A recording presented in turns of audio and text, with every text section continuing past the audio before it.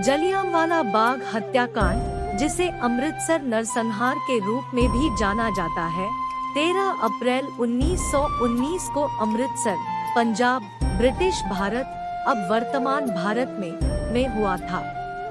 यह एक क्रूर घटना थी जो भारत में ब्रिटिश औपनिवेशिक शासन के दौरान भारत ब्रिटिश शासन के अधीन था और 1919 के दमनकारी रोलेट अधिनियम सहित औपनिवेशिक नीतियों के प्रति भारतीय आबादी में असंतोष बढ़ रहा था, जिसने भारतीयों को बिना मुकदमे के गिरफ्तार करने और हिरासत में लेने की अनुमति दी थी।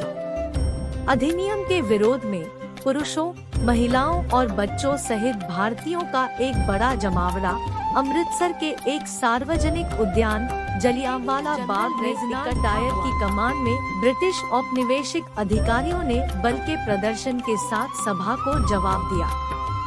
डायर ब्रिटिश सैनिकों की एक टुकड़ी के साथ पहुंचा और बिना किसी चेतावनी या भीड़ को तितर-बितर होने का कोई मौका दिए बिना अपने सैनिकों को निहत्थे प्रदर्शनकारियों पर गोलियां चलाने का आदेश। लगभग 10 मिनट तक भीड़ पर तब तक गोलियां चलाई जब तक कि गोला बारूद खत्म नहीं हो गया।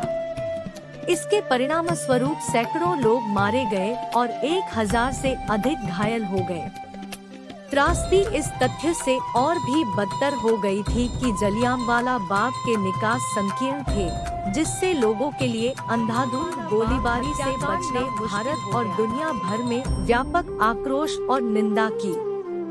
यह स्वतंत्रता के लिए भारत के संघर्ष में एक महत्वपूर्ण मोड़ बन गया और ब्रिटिश औपनिवेशिक शासन को समाप्त करने के आह्वान की जांच की, जिसे हंटर कमीशन के नाम से जाना जाता है, जिसने अंततः नरसंहार के लिए जनरल डायर को जिम्मेदार ठहराया।